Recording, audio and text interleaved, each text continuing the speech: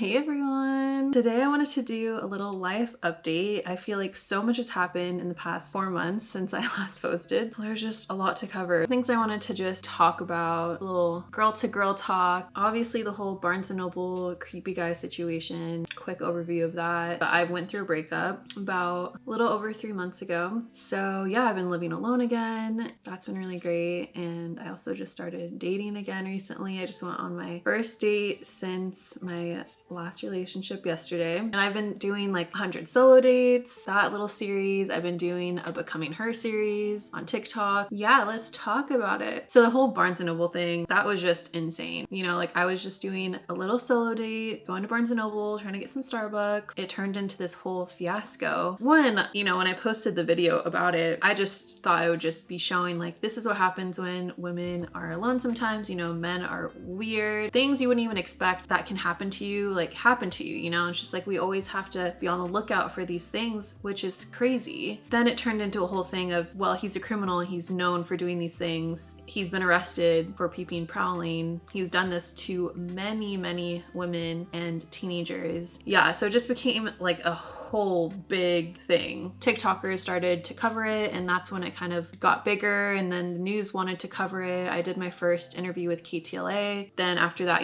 once they see it on the news, more news outlets and reporters want to talk to you, and I just felt like I had this responsibility to talk to as many of the reporters that reached out to me to get his name and his face out there so that something could be done, so they could do something to arrest him, which he was arrested, but it wasn't for anything that he had done to me or any of the other girls, because he was like peeping into this house with children. The second week turned into him being arrested, and then he was released after just probably less than 24 hours. The news and reporters and journalists wanted to get my reaction to it. So the second week was actually a lot more intense and overwhelming. So it was a lot. A lot of people asked for me to comment on everything, and I didn't want to keep meeting the reporters at the Barnes & Noble and having to do these in-person meetings because they're all super last minute. They'll ask you, oh, could we get an interview in a couple hours? And it's just like always so last minute. It was just too much. I was glad it just kind of like blew over after the second week, but still nothing's really been done about it. I think he was arrested again because he didn't file as a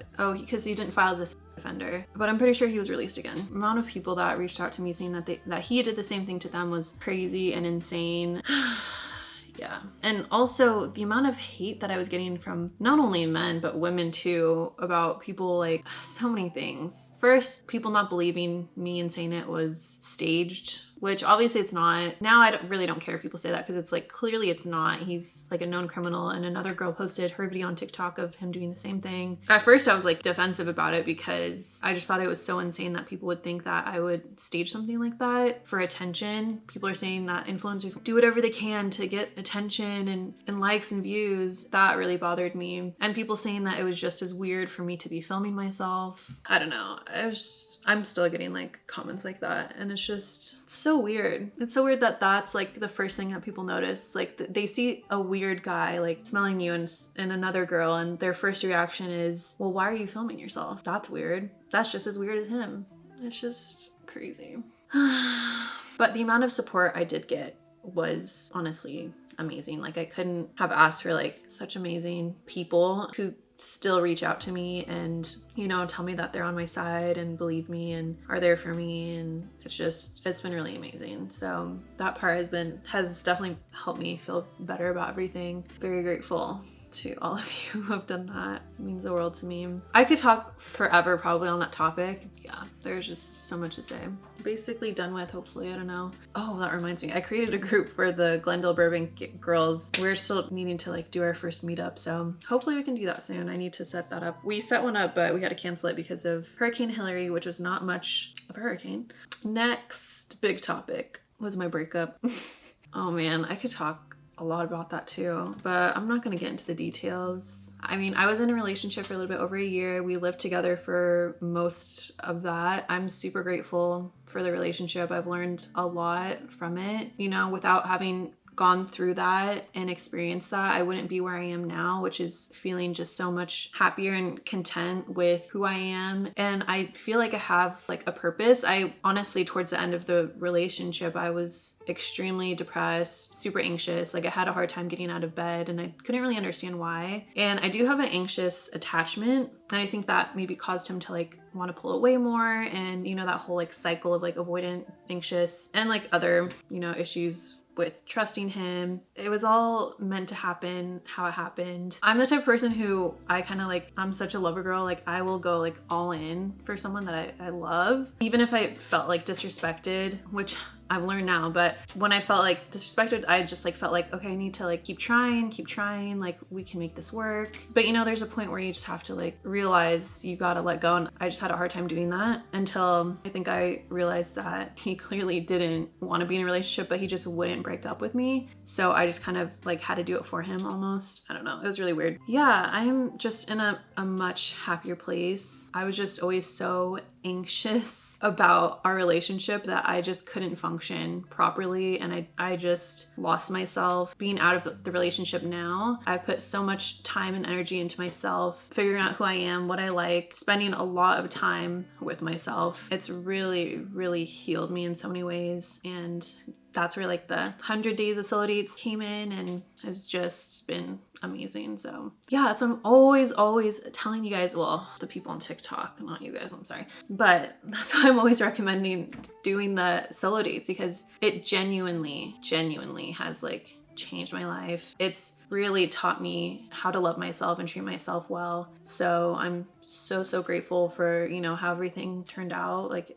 I said, everything happens for a reason. I'm just in a really good place, and I feel like I just want to continue to be better every day. And that's what I'm kind of like showing you guys how I'm trying to do that on my TikTok and stuff. And this is for my personal TikTok. I know a lot of you guys follow my fitness TikTok, but my YouTube is kind of like a mix of like my personal and my business, like supplements thing. So a lot of you guys probably are like super confused. I'll share both of my TikToks in the description. That's on the breakup. I started doing solo dates before the breakup. That was towards the end of the relationship when I was like really struggling and knew I had to like put more focus into myself. But I started the 100 days of solo dates after. So it's been really great. Oh yeah, and living alone again. I love it. It's amazing. I can decorate how I want to. It's just so peaceful. I honestly haven't gotten lonely before. When I felt like I had this void that I needed to be filled by someone else. Like I don't feel that now. So I don't get that feeling of like feeling lonely at night or like needing someone. But I have started dating again, which like literally just started. I purposely have not been on the apps or dating at all or trying to talk to anyone for that entire time. I have just honestly been loving all of the time that I have for myself. Like it's just been really great. Yeah, it's been really, really amazing. I feel like before I always had this need to like be talking to someone because I always felt like I needed to be with someone, and now I just don't feel like that at all. But I do feel ready to start dating, and I just have like a completely different outlook on dating now. And also because I just have like such a clear perspective and just like view of myself. I'm a lot more confident in who I am. And again, also not feeling like I need someone to fill any kind of void helps a lot as well. Obviously, it's still like something that I think I still need to work on. And that's something that I think I can really only work on in certain areas if I'm dating and, you know, working through it. We'll see how that goes. But I think, oh, I got an assistant, which is really amazing. She's great. I'm so grateful that I can have an assistant who like really, I feel like pulls a lot of the weight for me sometimes, because it's a lot what I'm trying to do with like my business. And then also I'm trying to build a personal brand, which is something that I'm just like really passionate about, because I have been doing my supplement business for a while, just completely alone. And it was a lot for me to do by myself. Yeah, my business is building up a little bit and growing. So I feel like those are the big updates. I'm excited to talk more about like, I don't know, like self-improvement, self-love, dating standards. There's so much. But I just wanted a little girl talk since it's been so long. Anyways, I love you guys so much. I'm sorry that I haven't been on here I really want to get back into like my YouTube vlogging area, but like I said, it's a lot of work and there's a lot I'm trying to do and but I love you guys. I will see you next time. Bye. 난 너를 생각해